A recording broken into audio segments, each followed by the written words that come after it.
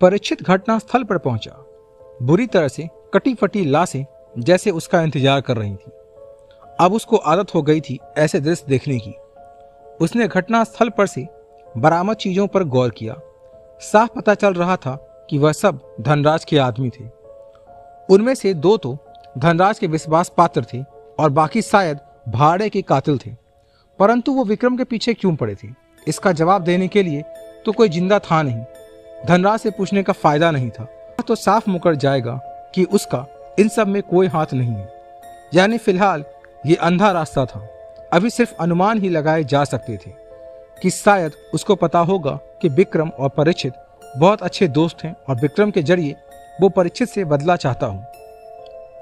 खैर, कारण चाहे जो भी हो, पहले तो उसको इन हत्याओं की तरफ अपना ध्यान केंद्रित करना है। शहर के नागरिकों की सुरक्षा की जिम्मेदारी उस पर है और अब तक उसे उनमें कोई सफलता नहीं मिल रही थी। जिस बेरहमी से हत्याएं हुई थी वो पहले भी किसी इंसान या जानवर का काम नहीं लग रहा था, बल्कि किसी अलग ही जीव का काम लग रहा था। अब उस लड़की जो झील के किनारे मिली थी और फिर विक्रम के बयान के बाद अब परीक्षित के लिए कोई संशय ना रहा कि यह कोई चुड़ैल या भयानक पैशाचिव जीव है जिसे अब बेरहमी से हत्याएं करने में आनंद आ रहा है। कुछ देर बाद परीक्षित अपनी गाड़ी में घटनास्थल से बाहर की तरफ जा रहा था। उसके दिमाग में झंझावत चल रहे थे। हरवंश लाल केस के सारे गवाह अभी तक सदमे में थे, तो उनसे ज्यादा पूछताछ करना संभव नहीं थी। सबसे बड़ा प्रश्न ये था कि ये जो हत्याएं कर रही है ये अब भी क्यों कर रही है। उससे पहले तो इस बारे में कभी कुछ नहीं सुना। अचानक जैसे परीक्षित का दौरा सा पड़ा, वो खुद से ही बात करने लगा। पहले कभी सुना नहीं। क्यों नहीं सुना? बिल्कुल सुना है उस तावीज के बारे में। वो किसी जमींदार को मिली मूर्ति की देवी का तावीज था। वो मूर्ति जिसे मारगा कबीला पूजता था। जब जमींदार को वो सालों पहले मिली थी तो उसका वंश भी तो हो ही सकता है। उसका पता करने से शायद काम हो सकता है। कुछ तो रोशनी पड़े इस मामले में। शायद इस मुसीबत से निपटने का तरीका भी मिल जाए। उसने तुरंत प्रथा को कॉल किया। प्रथा ने फोन पर कहा, क्या बात है हवलदार साहब, फोन कैसे कर लिया? शायद गलती से लग गया होगा।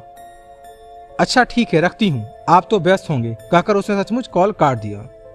परीक्षित को गुस्सा आया कि ये लड़की ऐसे मौके पर भी मजाक करने से नहीं चूकती। उसका मन अपना सर डैशबोर्ड पर मारने का कर रहा था, पर खुद को जब्त करते हुए उसने वापस प्रथा को कॉल किया और कॉल उठाते ही बोला, प्रथा कोई बकवास नहीं, चुपचाप मेरी बात सुनो। अभी मैटर सीरियस है, मजाक नहीं चलेगा। उसकी ऐसी बात सुन प्रथा संजीदा हो गई और चुपचाप सुनने लगी। परीक्षित ने उसे कहा, वो तावीज जिसका तुमने मुझे डिस्क्रिप्शन दिया था वो जिस देवी का था, उसकी मूर्ति काफी समय पहले अंतिम बार किसी जमींदार को मिली थी। उस जमींदार का कुछ पता है? प्रथा खामोश रही तो परीक्षित बोला, अब बग भी दे, मैंने कुछ पूछा है, क्या उस जमींदार का कोई जानकारी है तेरे पास? प्रथा बोली, भैया आपने तो चुपचाप सुनने को बोला था, तो मैं बकूंगी कैसे? परीक्षित झल्ला उठा। वह कुछ बुरा कहने वाला था कि उसने अपने दिमाग को शांत किया और बोला, बहन बता भी दो, कोई तरीका है जिससे तुम मेरी मदद कर सकूं? प्रथा, तरीका तो है, एक काम करो, 1 हफ्ते बाद मिलना, तब तक कोशिश करती हूँ। परीक्षित लगभग चिल्ला उठा, क्या बकवास कर रही है? हफ्ते भर में तो कई लाशें बेच जाएंगी। कुछ तो वो चुड़ैल मार देगी, कुछ को उसका डर। हफ्ते भर का टाइम क्यों ले रही है? वो तेरे हैं ना डॉक्टर वेंकटेश, उनसे भी हेल्प ले ले। क्या भैया, आपकी पुलिस भी तो ऐसे ही काम करती है ना? बेचारे गरीब लोग चक्कर निकालते हैं और आप सब रिश्वत बिना बात भी नहीं करते। हाँ, अगर जल्दी है तो खर्चा पानी तो लगेगा। परीक्षित तैस में आ गया। अभी कल ही तो तुझे 50,000 दिए हैं ना, पैसे क्या पेड़ पर लगते हैं? फिर वापस शांत होते हुए बोला, सुन बहना, मैं अपना काम ईमानदारी से ही करता हूँ। तू तो अपने भाई को जानती ही है, सैलरी के अलावा कभी कुछ नहीं लिया। मैं इतने पैसे कहाँ से लाऊंगा? और तू खुद भी तो बहुत अच्छा कमाती है, इतने पैसों का करेगी क्या? भाई की थोड़ी सी हेल्प कर दे। प्रथा, कह तो रही हूँ हफ्ते बाद आना, कोशिश करूंगी। परीक्षित आपा खोने से खुद को बचा रहा था। अभी उसे प्रथा से काम था, इसलिए वो बर्दाश्त कर रहा था। उसको यकीन नहीं आ रहा था कि कल यही प्रथा बड़े बड़े टसुए बहा रही थी अपने प्यार के लिए, और भाई का सपोर्ट मिलते ही आज पूरी की पूरी पलटी खा गई। क्या इन दोनों ने मिलकर उसका मामू बनाया था, या अब विक्रम बेचारे की जिंदगी पूरी टेंशन से गुजरने वाली थी। इतना सोचते ही परीक्षित को अपने भोले भाले दोस्त की फिक्र होने लगी। अभी उसे उस चुड़ैल से भी ज्यादा प्रथा खतरनाक लग रही थी। ख्यालों से बाहर आके उसने प्रथा से कहा, आखिर तुमसे मदद लेने के लिए मुझे करना क्या होगा? बस 50,000 अकाउंट में अभी, और फिर 2 घंटे में आकर डॉक्टर वेंकटेश के यहाँ मिलना। उसके बाद मुझे भी आपको कुछ दिखाना है। प्रथा संजीदगी से बोली, 50,000? ये मेरे आधे महीने की सैलरी है, और तू इतने पैसों का करेगी क्या? इतनी लूटमार का फायदा क्या? तेरे तो खुद की भी सैलरी खर्च नहीं होती तुमसे, और भूल गई मैंने तुम्हारा कल ही इतना सपोर्ट किया है। परीक्षित थोड़ा चौंक कर बोला, प्रथा क्या करूंगी? गरीबी का आलम है, गम गलत करना है। 2 पग हलक के नीचे, मन फलक तलक करना है। परीक्षित, ये क्या हुआ? प्रथा, ओ भोंदू हवलदार, शायरी कही है। तौबा तौबा, सारा मूड खराब कर दिया। अरे अपना दहेज इकट्ठा करूंगी और क्या। अपने सांवरे बल्लम को शादी के बाद पुलिस की नौकरी छुड़वाऊंगी, इसलिए पैसे इकट्ठा कर रही हूँ। परीक्षित समझ गया कि ये इधर उधर की बकवास में उसका समय खराब करेगी, और समय का अभी नितांत अभाव था। उसने उसे डॉक्टर वेंकटेश के यहाँ मिलने का बोला और गाड़ी की स्पीड बढ़ा दी। क्या बात है कमल, इतना क्या सोच रहे हो? वो हमारी बेटी ही है। जरूर उसका तावीज किसी कारण से खुल गया है। अब उसका खुद पर काबू नहीं रहा। हमें उस शहर जाना ही होगा। उसे मेरी शक्तियां ही रोक सकती हैं। इंसानों के बस की बात नहीं रही अब वो। उसे वापस हमारी इस छोटी सी खुशहाल दुनिया में लाना ही होगा, और उसका एक ही तरीका है, उसे बलपूर्वक काबू में करना। वो जिस हिसाब से हिंसा कर रही है, उसके मुंह खून लग चुका है। अब उसकी रक्त पिपासा को नियंत्रित करना सिर्फ और सिर्फ बल द्वारा ही हो सकता है। कमल के हाथ में अखबार था जो उसे सौरभ देकर गया था, जिसमें शहर में हो रही खुरंची घटनाओं को संक्षेप में बताया गया था। अभी तक और किसी को नहीं मालूम था कि महुआ और बल्लरी दोनों ही इस धरती की जीव नहीं है। उसकी नज़र में बल्लरी, जो कि लता थी, और उसका पेट का बच्चा उस युद्ध में, उस भयानक युद्ध में या तो घायल होकर मर गए थे या कहीं चले गए थे।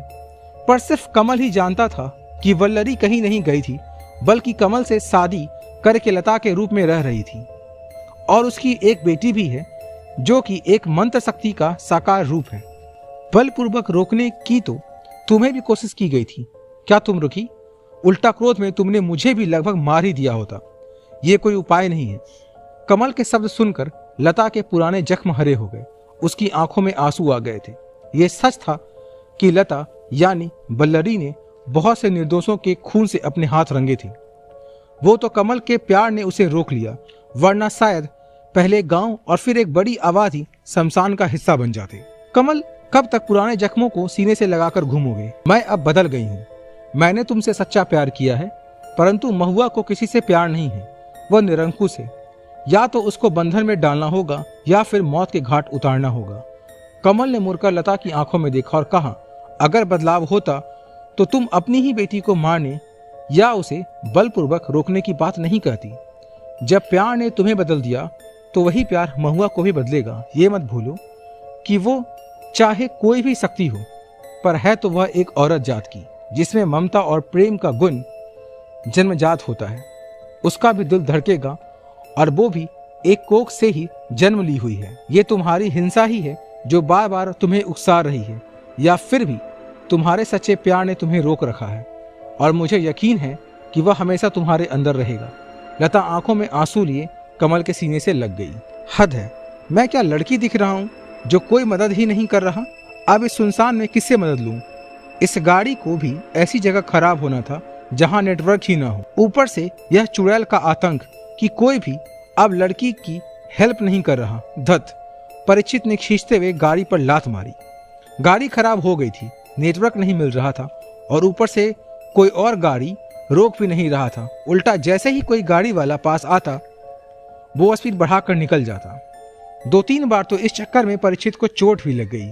वो इस सुनसान सड़क पर नाउम्मीद हो रहा था कि एक कार आकर उसके सामने रुकी। उसमें एक बहुत ही खूबसूरत लड़की, नहीं अप्सरा थी। परीक्षित उसको देखकर खोस आ गया। उसको वो जानी पहचानी सी लगी, पर शायद हर खूबसूरत लड़की जानी पहचानी ही लगती है। क्या मैं आपकी कोई मदद कर सकती हूँ? एसपी साहब, एक मधुर आवाज गूंजी जिसे सुन परीक्षित की तंद्रा टूटी।